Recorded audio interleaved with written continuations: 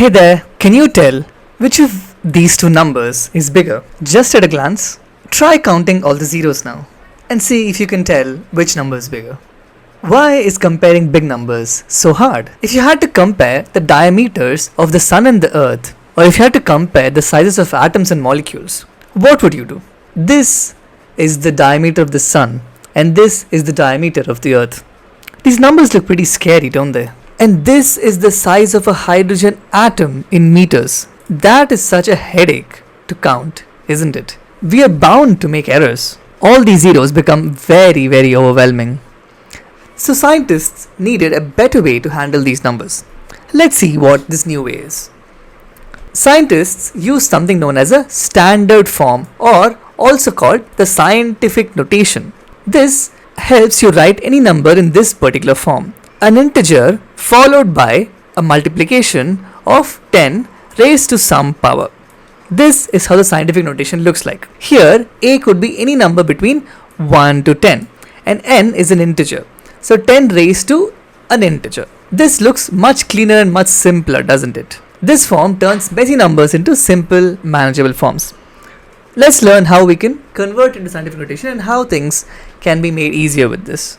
So from this, our scary looking numbers, if you convert to scientific notation, you'll end up with this. So this scary number becomes something much easier to handle. You know exactly what is the weight of tens, and you also know exactly what is the integer. So here you can easily compare these two numbers, which we'll learn later how we can compare in a very simple way. Just to give you a little hint, 9 is greater than 7, so most likely 9 is going to be the larger number. So what is the standard form?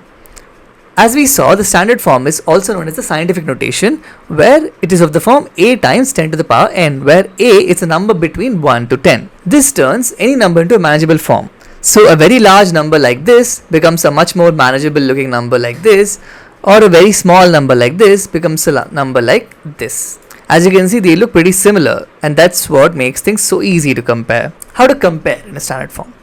So first step would be compare the exponents. Always check the power of 10 first, because that has a much bigger weight, doesn't it?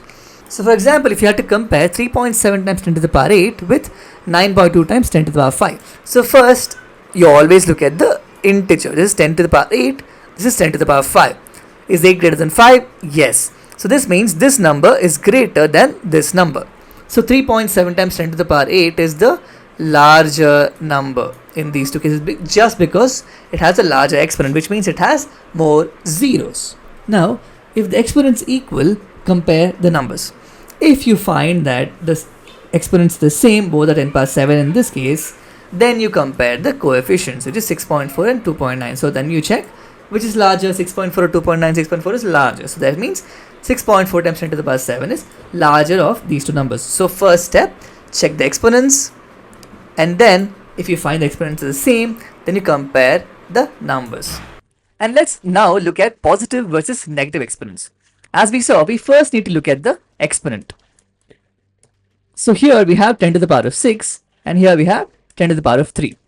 So clearly, a 10 to the power of 6 would have many more zeros, 6 zeros exactly in fact, compared to a 10 to the power of 3.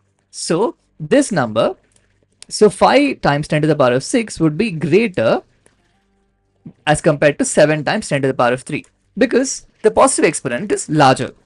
Now when it comes to negative exponents, the exact opposite is true.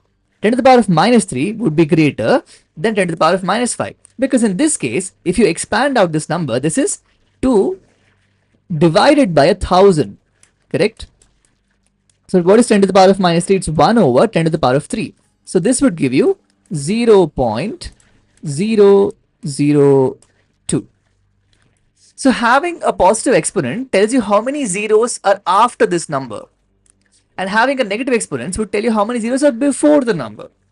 So if you have more zeros after the number, you have a larger number. So that's 1, 2, 3, 4, 5, and 6 zeros. And here you just have 3 zeros, 1, 2, and 3. So this number is larger. But if you have a negative exponent, you have zeros before the number, which means lesser the zeros you have, larger the number. So that would be 0. There would be 4 zeros. So there's 5 places after the decimal where there's 4 zeros, and here we have 2 zeros. So obviously this is the larger number. So 2 times 10 to the power of minus 3 is larger than 5 times 10 to the power of minus 5. So negative exponents means tiny numbers. Now let's take some examples. So let's try 1.2 times 10 to the power of 9. Compare that to 8.7 times 10 to the power 8. So what do we start with? We always look at the exponent first. So we have 9 and here we have 8 and both are positive. So larger is bigger. So this is greater than this number. Next, 3.4 times 10 to the power of 4 versus 3.4 times 10 to the power of 5. So here again, we look at the exponent where we have 4 here, when we have 5 over here.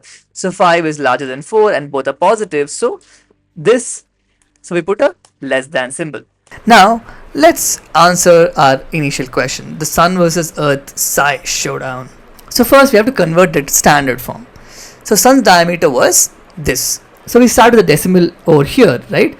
And then we move the decimal to the left until we hit the first non-zero digit. So to do that, what will happen? So 1, 2, 3, 4, 5, 6, 7, 8, 9. So that will give you 1.4 times 10 to the power 9 meters. Similarly for Earth, start here 1, 2, 3, 4, 5, 6, 7, and we have 1.275 times 10 to the power 7. Now to set up the comparison to find how many times Sun's diameter is larger, so we just need to divide the two numbers. So we divide the Sun's diameter with the Earth's diameter. So 1.4 times 10 to the power 9 divided by 1.275 times 10 to the power 7. And if you remember the exponents division, then we break it down in such a way. We would be dividing the coefficients separately and we'll divide the exponents separately. So you get 1.4 divided by 1.275 multiplied by 10 power 9 divided by 10 to the power 7. So this would be 10 to the power 9 minus 7. As you know, the rule of exponents is x power a divided by x power b. It would be x power a minus b. And then we divide these two in a general division form and you end up with 1.1 times 10 square. So we convert this into a more normal form to understand. 110 is a number which is easier for us to understand than this. So the Sun is approximately 110 times bigger than the Earth in diameter. And that is how understanding how to convert things into the standard form helps us compare numbers and makes it much easier to even calculate, right? If it was a bunch of zeros, you would be sitting and cutting out all the zeros and then making mistakes.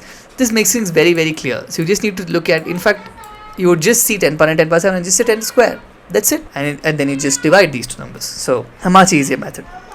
Let's try something slightly different. So we had the original masses in standard form for the Earth and the Moon. Now let's try and see what is the combined mass of the Earth and the Moon. But here we have 5.97 times 10 to the power 24 kgs and we have 7.35 times 10 to the power 22 kgs. But we can't add them directly because the exponents are different. So first we need to make them the same exponent. So we convert Moon's mass 10 to the power 22 into 10 to the power 24. How do we do that? We need to add 2 extra decimals here and add 2 extra zeros here. So to do that, we'll push this decimal by 2 places and then we end up with 0.07.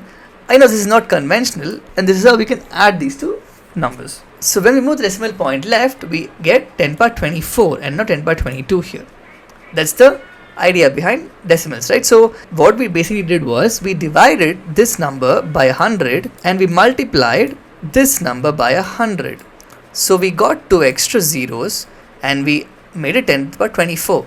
And then here we made it a much smaller number. Now what can we do? We can add them much more easily. So if I get 5.97 plus 0.0735 times 10 to the power 24 kg, that will give us 6.0435 times 10 to the power 24 kgs. And there we have the combined mass of the Moon and the Earth. In fact, we get in the right standard form as well. Final result is still in the right standard form where A is between 1 to 10. Perfect. So here are some common mistakes to avoid while you're comparing or converting numbers into the standard form. Mistake 1 is ignoring the exponent and only comparing the numbers in the front, which is something which you feel prompted to do, but please stop yourself from doing that. Always try and compare the exponent first. Never look at the coefficient. 9.2 is bigger but makes no difference because 10 power 8 is way bigger than 10 power 5. Mistake 2 is confusing positive and negative exponents. So please be very careful when you're looking at the exponents. If it is negative, it is a very, very tiny number. If it is positive, it's a very, very big number. Mistake 3 is not matching exponents when adding or subtracting. As we saw in the previous example, when you try to add numbers in the standard form, or scientific notation, you always need to have the matching exponents. If not, you will end up missing huge numbers in zeros. So this is not just for math class, right? This is a very practical use case where scientists use it in astronomy, find the distance of galaxies, mass of celestial bodies. In fact, in light years, we measure things in this sort of a manner, and it's extremely useful. Also in biology, for cell sizes, for DNA width. You also use it in engineering, for electrical currents, materials. You also use it in medicine, for the sizes of a virus, for drug dosages. So as you can see, this form is extremely essential for you to understand, as it is applicable in almost all possible fields. And here are a couple of practice questions. Try these examples before you leave. And that's it. I'll see you next time.